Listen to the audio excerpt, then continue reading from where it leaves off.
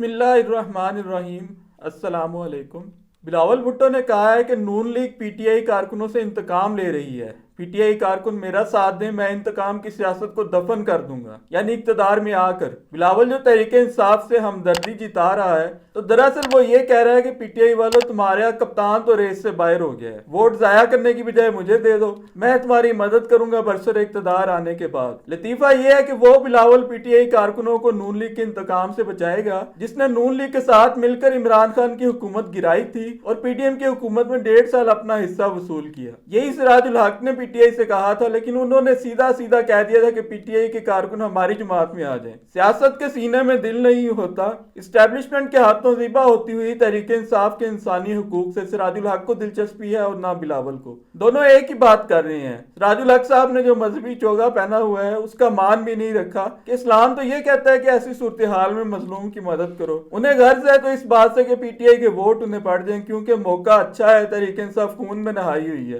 اپنا ایک پاؤ گوشت لینے کے لیے سراج الحق اور بلاول دونوں لائن میں لگے ہوئے ہیں۔ ہماری سیاست میں کتنا جھوٹ بھرا ہوا ہے، اندازہ لگائیں کہ 2013 میں شہباز شریف کہتے تھے کہ اگر عمران خان کو ووٹ ڈالو گے تو زرداری دوبارہ آ جائے گا۔ یہ سفید جھوٹ بولتے تھے کہ اندر سے تحریک انصاف پیپلز پارٹی سے ملی ہوئی ہے، حالانکہ بعد میں کئی مواقع پر انہوں نے خود پیپلز پارٹی سے مکمل تعاون کیا، سب سے بڑھ کر جنرل باجوہ کی ایکسٹینشن پر اور پی ڈی ایم کی حکومت میں شامل ہو کر، اور اب دوبارہ لڑائی کا ایک ناٹک کر رہے ہیں۔ یہ دراصل الیکشن کا ماحول بنا کر دکھا رہے ہیں۔ پیپلز پارٹی اور نون لیگ یہ ڈرامہ کر رہے ہیں کہ ملک میں حقیقی الیکشن ہو رہا ہے، پیپلز پارٹی لاہور آ کر نون لیگ کو للکار رہی ہے اور نون لیگ سندھ میں جا کر پیپلز پارٹی کو للکار رہی ہے۔ اسٹیبلشمنٹ کی طرف سے کوشش ہے کہ تحریک انصاف ختم ہو جائے اور ٹو پارٹی سسٹم یعنی پیپلز پارٹی اور نون لیگ والا ٹو پارٹی سسٹم بحال ہو جائے۔ حالانکہ میں آپ کو دعوے سے کہہ سکتا ہوں کہ ہونا کچھ بھی نہیں، نہ تو نون لیگ جی ڈی اے اور ایم کیو ایم کے ساتھ مل کر سندھ یا کراچی پیپلز پارٹی سے چھین سکے گی اور نہ پیپلز پارٹی لاہور میں نون لیگ کو کوئی نقصان پہنچا سکے گی۔ نواز شریف صاحب تو کہہ نہیں سکتے تحریک انصاف کے کارکنوں کو کہ ہماری پارٹی میں آ جائے، کیونکہ ان سے تو کھلی دشمنی ہے، ورنہ وہ بھی کہہ دیتے۔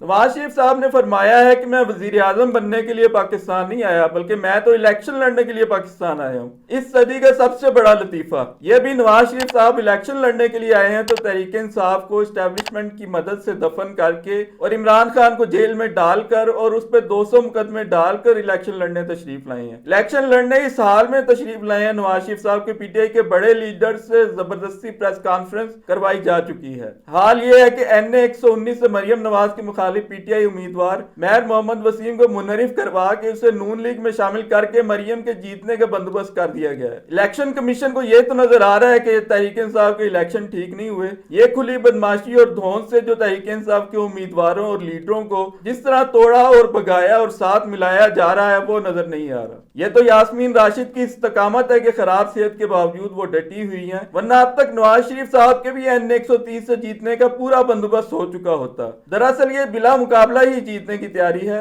تحریک انصاف کو الیکشن لڑنے کی اجازت نہیں اور پیپلز پارٹی کی لاہور میں کوئی بنیاد ہی نہیں۔ یاسمین راشد جیسی خاتون میں نے اپنی زندگی میں نہیں دیکھی جو اس خراب صحت اور بڑھاپے میں اس خوفناک جبر کا کس شان سے مقابلہ کر رہی ہے۔ یاسمین راشد کو نون لیگ اور اسٹیبلشمنٹ کیسے رہا کر سکتی ہیں کہ وہ نواز شریف کے بندے مقابل میدان میں اتری ہیں؟ اتنی بڑی جسارت۔ بہرحال جس طریقے سے نواز شریف امپائر کو ساتھ ملا کر یہ الیکشن لڑنے جا رہے ہیں وہ قابل دید ہے۔ سابق D G I S I general Faiz Amin نے جسٹس شوکت صدیقی برطرفی کیس میں جواب جمع کرا دیا ہے۔ عدلیہ پر اثر انداز ہونے سمیت شوکت صدیقی کے تمام الزامات بے بنیاد اور من گھڑت قرار دیے۔ شوکت صدیقی نے الزام لگایا تھا کہ فیض امین عرفان رامے کے ساتھ ان کے گھر آئے تھے۔ چیف جسٹس قاضی فائز عیسیٰ کی سربراہی میں 5 رکنی لارجر بینچ کل کیس کی سماعت کرے گا۔ نواز شریف اور مریم نواز جنرل فیض امین کے سخت خلاف ہیں۔ وجہ یہ ہے کہ وہ عمران خان کے بہت زیادہ قریب ہو گئے تھے۔ اس وقت تو مگر جنرل باجوہ اور پوری فوج ہی عمران خان کے ساتھ ایک پیج پر تھی۔ یہ تو بات درست ہے کہ جنرل فیض حمید کا وزن عمران خان کے پلڑے میں تھا جو کہ وزیر اعظم تھے اس وقت، اور جنرل فیض حمید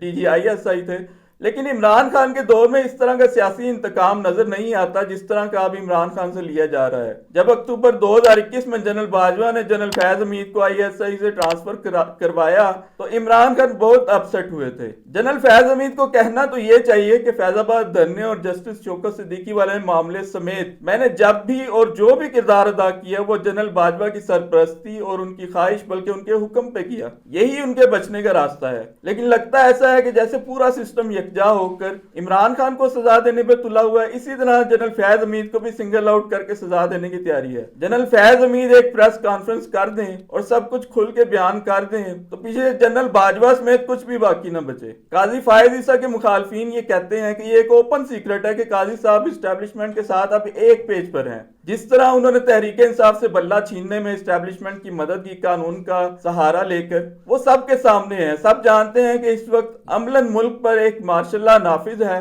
तो अगर जनरल फैज हमीद को घसीटने की तैयारी है तो ये मौजूदा इस्टेब्लिशमेंट की मर्जी के बगैर हरगिज नहीं हो सकता। सदर आरिफ अलवी ने आज चीन के नायब वजीर खारजा सन वीडोंग से मुलाकात की और ये कहा कि समाजी तरक्की और गुर्बत के खात्मे के चीनी तजर्बात से इस्तिफादा हासिल करना चाहते हैं। चीन के नायब वजीर खारजा ने army chief general Asim Munir से भी मुलाकात की। ये सब जानते हैं कि नवाज शरीफ अगर जेल से निकलकर सऊदी अरब गए थे तो सऊदी बादशाह की मुदाखलत से ही ऐसा मुमकिन हुआ था। सदर आरिफ अलवी चीन समेत तमाम ममालिक के हुक्मरानों से मिलते रहते हैं। उन्हें आईनी कवर भी हासिल है जिसकी वजह से उन्हें सदर के ओहदे पर कायम रहने दिया गया, या इसलिए कायम रहने दिया गया कि उन्हें अपने लिए खतरा न समझा गया। बहरहाल इसलिए पीटीआई में वो वाहिद लीडर हैं जो इमरान खान की मदद कर सकते थे। बैरूनी ममालिक भी ऐसे मौके पर ज़ेर अताब लीडर की मदद इसलिए करते हैं कि कल को वो दोबारा बरसर इक्तदार आ सकता है। शेर शाह सूरी ने जब हमायूं से इक्तदार छीना था तो वो ईरान चला गया था। सदर आरिफ अलवी इमरान खान की कोई मदद क्यों ना कर सके? इमरान खान कोई डील करके मुल्क से जाने पर रजामंद ही नहीं। दूसरा, सदर अलवी भी एक कमजोर शख्स साबित हुए जो इस्टेब्लिशमेंट के दबाव का सामना न कर सका।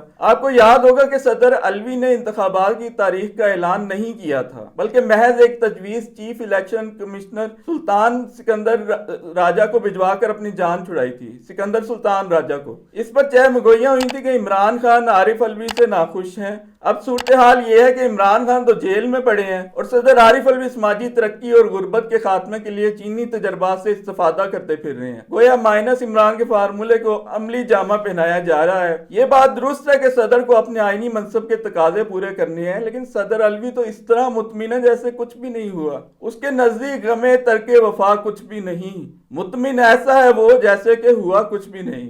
पिछले 9 महीने जिस तरह से गुजरे हैं, अब तो जरताज गुल समेत अक्सर पीटीआई लीडर की शक्लें नहीं पहचानी जाती।